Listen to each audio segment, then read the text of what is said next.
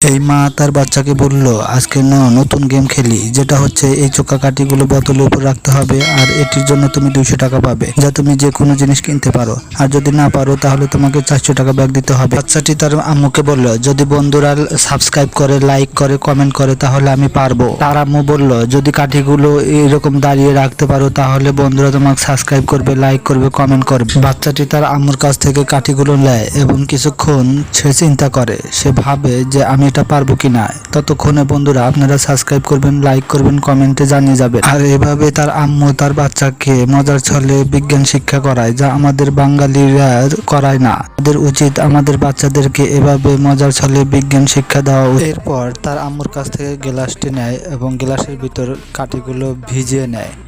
তার আম্মু বলে, তুমি এটা কি করতেছো? বাচ্চাটি বলে, দেখো আমি কি করি সেটা ভালো করে লক্ষ্য করো। বন্ধুরা, বাচ্চাটি এই গেমটিতে বিজয়ী হবে কিনা আপনারা বলে যাবেন। আর আমি অনেক টেনশনে আছি, এই বাচ্চাটি তার আম্মুর সাথে চ্যালেঞ্জ মোকাবেলা করতে পারবে কিনা।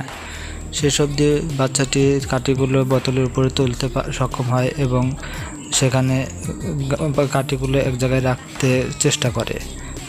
এবার দেখুন সে এই খেলায় জয়ী হবে এবং সে 200 টাকা নিয়ে যাবে।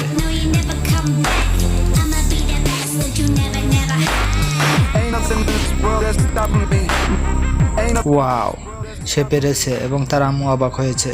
সে 200 টাকা নিয়ে গেল। বন্ধুরা, লাইক, সাবস্ক্রাইব এবং কমেন্ট করবে।